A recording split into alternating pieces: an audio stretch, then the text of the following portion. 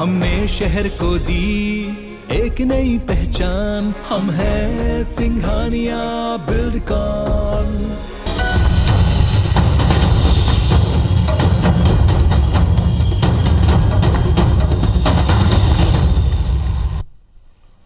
नमस्कार, मैं हूं आकांक्षा और आप देख रहे हैं IABC 24 छत्तीसगढ़ से जुड़े हमारे इस खास बुलेटिन में आप सभी का स्वागत है। देखते हैं खबरें विस्तार से। मुख्यमंत्री भूपेश बघेल आज उत्तर प्रदेश के कानपुर के लिए रवाना हुए। मुख्यमंत्री रविवार को गोविंद नगर, किदवई नगर और सिकंदरा विधानसभा में कांग्रेस प्रत्याशियों के साथ डोर टू डोर कैंपेनिंग करेंगे। इसके बाद वो स्थानीय कांग्रेस नेताओं की बैठक भी लेंगे। कानपुर रवाना होने से पहले मुख्यमंत्री भूपेश बघेल ने रायपुर एयरपोर्ट में कई मुद्दों पर मीडिया से बात की। देश में खाद की कमी को लेकर केंद्र सरकार पर सौतेला व्यवहार करने का आरोप लगाते हुए सीएम भूपेश बघेल ने कहा कि केंद्र सरकार राज्यों को खाद नहीं दे पा रही है। वहीं हिजाब विवाद पर कहा कि इसे दो समुदाय के लोगों को बैठकर हल करना चाहिए। उन्होंने कहा कट्टरता किसी की भी हो, ये हम सभी के लिए नुकसानदेह है। उन्होंने कहा कि जिन्होंने भी इसकी शुरुआत की है उसे अंजाम का पता नहीं है। आज हम अपने लोगों के साथ किस प्रकार से व्यवहार कर रहे हैं, कट्टरता चाहे इधर का हो चाहे उधर का हो, दोनों ही हमारे लिए नुकसानदायक है। इससे समाज का ही नुकसान होना है। जो नेतृत्व करने वाले लोग हैं उनकी जिम्मेदारी है कि ऐसे मामलों को हमको आपस में बैठ के सुलझा लेना चाहिए, न कि उसको हवा देने का काम करना चाहिए। भारतीय जनता पार्टी की केंद्र की सरकार है, उसकी जिम्मेदारी है पूरे देश में किसानों को खाद उपलब्ध कराए, राज्यों के माध्यम से पूर्ति करने का। तो हमारे छत्तीसगढ़ के साथ तो हम समझते हैं कि हमारे साथ वो सौतेला व्यवहार करेंगे, लेकिन ये जिम्मेदारी केंद्र सरकार की है। चाहे यूरिया के हो, चाहे पोटास के हो, चाहे वो DAP के हो, चाहे दूसरे रसायन, उसकी पूर्ति करने की उसकी जिम्मेदारी है। छत्तीसगढ़ में हवाई सेवा विस्तार को लेकर केंद्रीय मंत्री ज्योतिरादित्य सिंधिया की चिट्ठी का हवाला देते हुए पूर्व मुख्यमंत्री रमन सिंह ने सीएम भूपेश बघेल को पत्र लिखा है। रमन सिंह ने रायपुर एयरपोर्ट के रनवे विस्तार, पार्किंग और DVOR के लिए जमीन आवंटन को लेकर पत्र लिखा है। साथ ही रायगढ़, बिलासपुर और अंबिकापुर एयरपोर्ट में जमीन संबंधी समस्याओं का जिक्र किया है, जिस पर मुख्यमंत्री भूपेश बघेल ने रमन सिंह और सिंधिया पर पलटवार करते हुए कहा कि छत्तीसगढ़ में एयरपोर्ट से संबंधित विस्तार और सभी समस्याओं को लेकर मैंने कई बार केंद्रीय मंत्रियों से मुलाकात की है, लेकिन केंद्र सरकार इन समस्याओं पर ध्यान नहीं देती। सीएम भूपेश बघेल ने कहा कि सिंधिया ने अपने छत्तीसगढ़ दौरे में प्रदेश को कुछ भी नहीं दिया। मुख्यमंत्री ने तंज कसते हुए कहा कि क्या ज्योतिरादित्य सिंधिया यहाँ रेकी करने आए थे कि कोई और सरकारी संपत्ति बेचनी है क्या?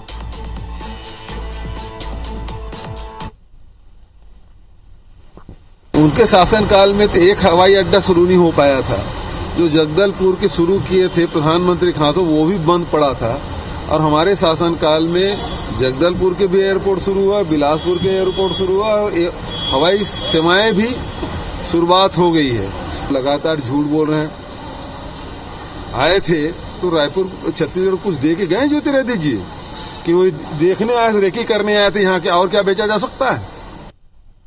छत्तीसगढ़ प्रदेश कांग्रेस कमेटी के अध्यक्ष मोहन मरकाम ने शराबबंदी पर भाजपा पर निशाना साधते हुए कहा है कि 15 साल सत्ता में रही भाजपा ने ही सरकार के माध्यम से शराब बेचने का फैसला लिया था और रमन सरकार ने शराबबंदी ना कर गांव-गांव तक शराब पहुंचाने का काम किया। उन्होंने कहा कि संगठन के मुखिया और आदिवासी विधायक होने के नाते उनका मानना है कि 60% भूभाग में शराबबंदी संभव नहीं है। उन्होंने कहा आदिवासी क्षेत्र में सामाजिक, धार्मिक रीति नीति, परंपराओं में इसका दर्पण होता है, लिहाजा उन क्षेत्रों के जनप्रतिनिधियों की मांग रहती है कि उनकी परंपराओं से छेड़छाड़ ना हो।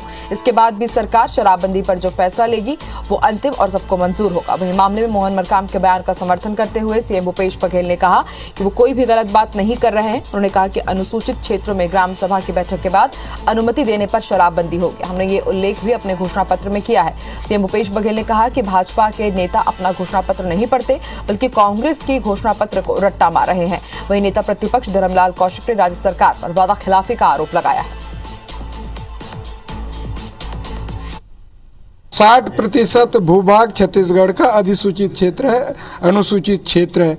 उसमें हमारे जो जितने भी नेंग हैं, रीति नीति परंपरा से लेकर जितने भी हमारे धार्मिक आयोजन हो, सामाजिक आयोजन हो, उसमें महुए का फूल का तर्पण होता है। प्रतिशत भूभाग में तो संभावना नहीं दिखती, मगर ये सरकार का निर्णय है। सरकार का जो भी निर्णय होगा हमें स्वीकार होगा। हमारे मैनिफेस्टो में आप देख लें अनुसूचित क्षेत्रों को, क्योंकि अनुसूचित क्षेत्र में आपको ग्राम सभाओं में बैठक करके ही कोई फैसला कर सकते हैं, इसलिए उसमें विशेष रूप से उल्लेख किया गया अनुसूचित क्षेत्रों में रायशुमारी करके, तो ये बातें लिखी गई है। तो मोहन मरकाम जी ने कोई गलत बात नहीं कही। यूपी समेत 5 राज्यों में विधानसभा चुनाव हो रहे हैं। चुनाव में छत्तीसगढ़ के कांग्रेस और बीजेपी नेता सक्रिय हैं। एक तरफ जहां सीएम भूपेश बघेल को उत्तर प्रदेश कांग्रेस का चीफ ऑब्जर्वर बनाया गया है, तो वहीं बीजेपी के 30 से ज्यादा विधायक, सांसद और बड़े पदाधिकारी यूपी पहुंच गए हैं और वहां योगी सरकार के पक्ष में प्रचार प्रसार कर रहे हैं। वहीं इस दौरान दोनों पार्टी के नेता एक दूसरे पर वार पलटवार भी कर रहे हैं। कैबिनेट मंत्री शिव डहरिया का कहना है कि छत्तीसगढ़ में हारे हुए बीजेपी नेता उत्तर प्रदेश में प्रचार कर रहे हैं, वहां बीजेपी की हार हो रही है। तो वहीं नेता प्रतिपक्ष धर्मलाल कौशिक का कहना है कि यूपी में बीजेपी की जीत हो रही है और इससे कांग्रेस नेता परेशान हैं। तो हारे हुए लोग हैं, उनकी ड्यूटी कहीं भी लगा ले, कोई परिणाम में फर्क नहीं पड़ने वाला। यूपी में भाजपा की सरकार बन रही है। भूपेश बघेल जी असम में पूरा ताकत लगाए थे और असम की जनता ने उनको खारिज कर दिया। यूपी में लगातार जो सर्वे आ रहे हैं और लगातार जो टीवी में आ रही है, इससे भूपेश बघेल हताश और निराश है। कांग्रेस नेता राहुल गांधी पर टिप्पणी करने को लेकर कांग्रेस भड़की हुई है। उसके विरोध में एनएसयूआई ने असम के मुख्यमंत्री हेमंत बिस्वा शर्मा का बिलासपुर में पुतला दहन किया और इस दौरान एनएसयूआई के प्रदेश अध्यक्ष नीरज पांडे के नेतृत्व में युवा कांग्रेसियों ने असम के मुख्यमंत्री के खिलाफ जमकर नारेबाजी भी की। दरअसल असम के मुख्यमंत्री उत्तराखंड में बीजेपी उम्मीदवारों के समर्थन में जनसभा को संबोधित करने पहुंचे थे। इस दौरान उन्होंने राहुल गांधी को लेकर कहा कि वो सर्जिकल स्ट्राइक पर सवाल उठाते हैं, लेकिन क्या हमने कभी सबूत मांगा कि आप राजीव गांधी के बेटे हैं या नहीं।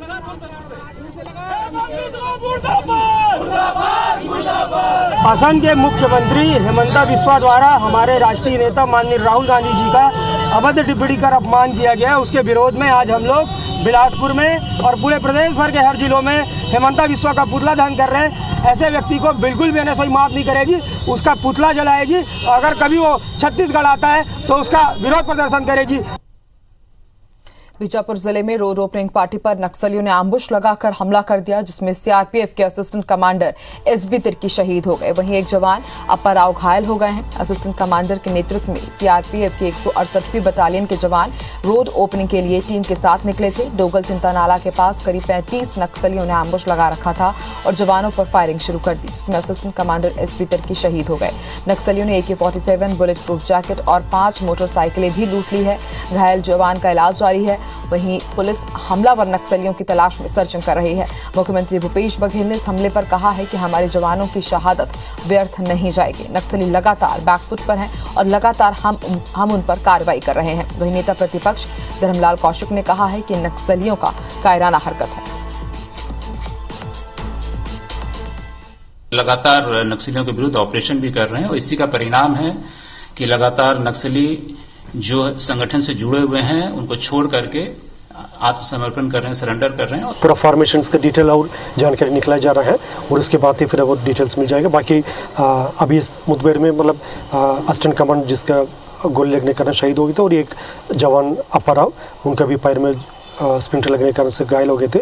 इसके अतिरिक्त बाकी सभी जो पार्टी के जवान सब सुरक्षित है। शासकीय योजनाओं का क्रियान्वयन कर रहे हैं। नक्सली लगातार बैकफुट में हैं और उनकी शहादत बेकार नहीं जाएगी। जवान को मैं श्रद्धांजलि देता हूं, सत नमन करता हूं। नक्सलियों के मंसूबे कभी पूरा नहीं होंगे। छत्तीसगढ़ की सरकार शांति, सुरक्षा, विश्वास और विकास के एजेंडे पर चल रही। मुझे लगता है छत्तीसगढ़ में शांति होगा। सारी घटना को देख करके लगता है कि सरकार ने नक्सलियों के सामने में घुटना टेक दिया है और लगातार इस प्रदेश में नक्सली घटना को अंजाम देते जा रहे हैं। सरकार के नियत और नियति दोनों खोट है, जिसके कारण में नक्सली गतिविधियां बढ़ रही।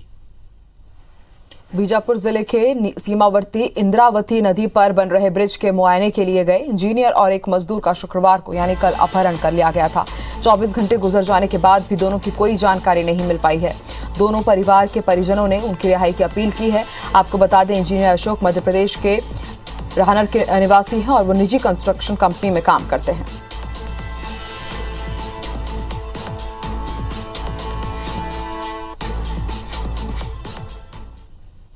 रायगढ़ तहसील ऑफिस में अधिवक्ताओं और कर्मचारी के बीच कल हुई मारपीट का मामला तूल पकड़ता जा रहा है। रायपुर से रायगढ़ पहुंचे तहसीलदार संघ के प्रांतीय पदाधिकारियों ने ऐलान कर दिया है कि अगर दोषी वकीलों को 24 घंटे के अंदर गिरफ्तार नहीं किया जाता तो सारे विभागों के अधिकारी कर्मचारी सोमवार से काम बंद करते हुए बेमियादी हड़ताल पर चले जाएंगे। कर्मचारी संघ ने कलेक्टर के नाम एडीएम को ज्ञापन सौंपकर अपनी मांग रखी है। अधिवक्ता संघ ने पूरी कार्रवाई को एक तरफा बताया और कहा कि पुलिस को एक पक्ष का वीडियो दिखाकर एफआईआर दर्ज की गई है। अधिवक्ताओं ने कहा कि अगर उनकी मांगे नहीं मानी गई तो वो चरणबद्ध तरीके से आंदोलन करेंगे। प्रकरण पूरी तरह से पटाक्षेप होने तक सारे अधिवक्ता राजस्व न्यायालयों का बहिष्कार करेंगे। द्वितीय और तृतीय वर्ग कर्मचारी संगठन ने भी घटना के विरोध में सोमवार को विरोध प्रदर्शन का ऐलान कर दिया है। संज्ञान में अभी आया कि अभी तक से आरोपी गिरफ्तार नहीं किए गए हैं। ये बहुत ही दुखद स्थिति है कि नामजद आरोपी हैं, आरोपी इसी शहर के हैं और हमें तो ये भी सूचना है कि वो मीटिंग भी कर रहे हैं, उसके बावजूद उनकी गिरफ्तारी नहीं हो रही है। तो कहीं न कहीं खुला संरक्षण मिल रहा है ऐसा लग रहा है हमको। तो हम सोमवार से कोई भी हमारे अधिकारी कर्मचारी राजस्व न्यायालय कहीं भी कोई कार्य नहीं किया जाएगा। सारे संगठन भी इस बात के लिए सहमत हैं कि वे भी अपने कार्य से विरत रहेंगे, कोई कार्य निष्पादित नहीं करेंगे। एफआईआर किया गया है एट्रोसिटी एक्ट के तहत, वो तत्काल वापस लिया जावे। अधिवक्ता बंधुओं के विरुद्ध जो आचरण किया गया उनके द्वारा और जो आपराधिक कृत्य किया गया है उसकी जो शिकायत की गई है उस पर त्वरित कार्रवाई किया जावे। ये मांग है कि तहसील कार्यालय में कर्मचारी साथियों के साथ जो मारपीट हुई है, तहसीलदार के साथ भी मारपीट हुई है, उसका जल्दी से जल्दी गिरफ्तारी होना चाहिए। अगर गिरफ्तारी नहीं होती है तो सोमवार से कलम बंद हड़ताल करेंगे। गिरफ्तारी यदि नहीं होती है तो सोमवार को हम रायगढ़ जिले में आक्रोश रैली निकालेंगे और उसके बाद यदि नहीं वो होता है, प्रशासन सही कदम नहीं उठाती है तो हम पूरे प्रांत में आंदोलन का विस्तार करते हुए काम ठप कर देंगे। छत्तीसगढ़ की खबरों की तरफ रुख करेंगे, उससे पहले मध्य प्रदेश कटनी से आ रही बड़ी खबर की तरफ रुख कर लेते हैं। नर्मदा घाटी परियोजना के टनल में हादसा हुआ है। टनल का एक हिस्सा धंस गया है और बताया जा रहा है कि रेस्क्यू करते हुए 3 मजदूरों को निकाल लिया गया है, लेकिन अब भी मलबे में 5 मजदूर दबे हुए हैं। रेस्क्यू में प्रशासन की टीम जुटी हुई है। सलीमनाबाद इलाके की एक घटना बताई जा रही है, तस्वीरें भी हम आपको दिखा रहे हैं। और ज्यादा जानकारी के लिए बात करेंगे हमारे सहयोगी विकास भरवन से। विकास, ताजा हालात कैसे हैं? जो मजदूर फंसे हुए थे उन्हें निकाला जा सका या नहीं? जी, मैं आपको बता दूं ये घटना जो कि सलीमनाबाद क्षेत्र की है, जहां नर्मदा दाईपेट नहर योजना की टनल जो कि धसक जाने से कई मजदूर इसमें दब चुके हैं। अभी ताजा अपडेट ये आया हुआ है कि 5 लोगों को रेस्क्यू कर निकाल लिया गया है और अभी भी कुछ लोगों की फंसे होने की संभावना जताई जा रही है। और यहाँ पर जिला प्रशासन, स्थानीय विधायक और कई वहां पे पहुंच चुके हैं और अधिकारी भी मौजूद हैं। लगातार रेस्क्यू ऑपरेशन किया जा रहा है, टनल में फंसे हुए लोगों को निकाला जा रहा है। जी, शुक्रिया पूरी जानकारी के लिए विकास।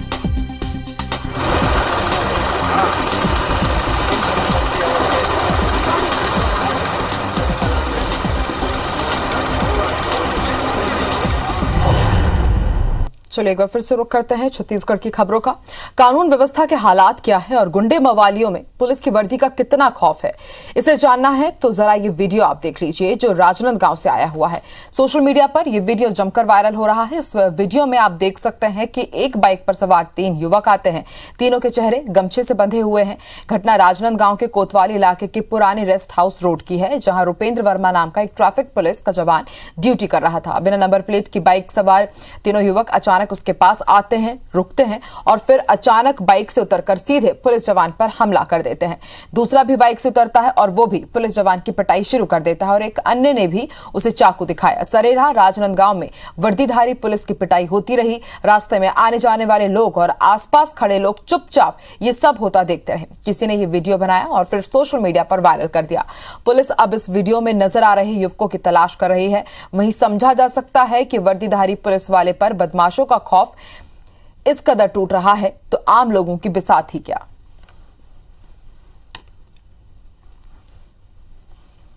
रविशंकर विश्वविद्यालय में प्रैक्टिकल समेत बची हुई सेमेस्टर और वार्षिक परीक्षाएं अब ऑफलाइन मोड में ही होंगी।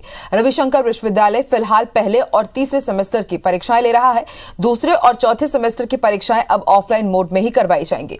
इसके अलावा सेमेस्टर परीक्षाओं के बाद होने वाले प्रैक्टिकल ऑफलाइन मोड में ही करवाए जाएंगे। साथ ही साथ वार्षिक परीक्षाएं भी अब ऑफलाइन तरीके से ही करवाई जाएंगी और इसको लेकर विश्वविद्यालय ने अपनी तैयारियां शुरू कर दी है। सोमवार से राजधानी रायपुर में स्कूलों को पूरी क्षमता के साथ खोलने की अनुमति दे दी गई है, क्योंकि 2 मार्च से बोर्ड की परीक्षाएं होने वाली है, इसलिए इस बार रविवार को भी कक्षाएं संचालित की जाएंगी।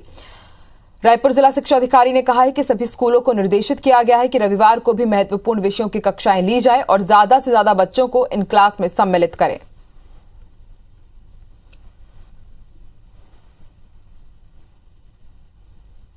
आईपीएल साल 2022 में इस बार छत्तीसगढ़ के खिलाड़ी भी स्टेडियम में चौके छक्के जड़ते दिखाई दे सकते हैं। आईपीएल साल 2022 का मेगा ऑक्शन आज से शुरू हो गया है। ये ऑक्शन बेंगलुरु में हो रहा है और इस बार का आईपीएल ऑक्शन छत्तीसगढ़ के खिलाड़ियों के लिए भी काफी खास है, क्योंकि इस बार नीलामी में जिन 590 खिलाड़ियों पर बोली लगाई जा रही है उनमें छत्तीसगढ़ के भी 5 खिलाड़ियों का नाम शामिल है।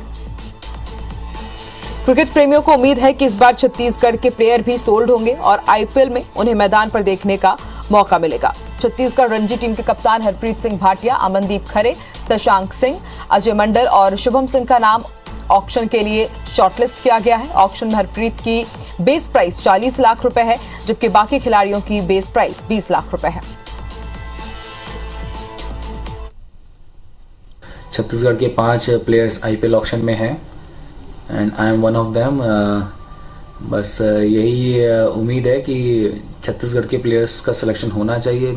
अगर छत्तीसगढ़ के प्लेयर्स सेलेक्ट होते हैं तो छत्तीसगढ़ का डोमेस्टिक क्रिकेट बिल्कुल इम्प्रूव होगा और आने वाले डोमेस्टिक क्रिकेट में अगर आपके प्लेयर्स ऊपर खेलेंगे तो छत्तीसगढ़ का गेम भी इम्प्रूव होगा, छत्तीसगढ़ की टीम भी इम्प्रूव होगी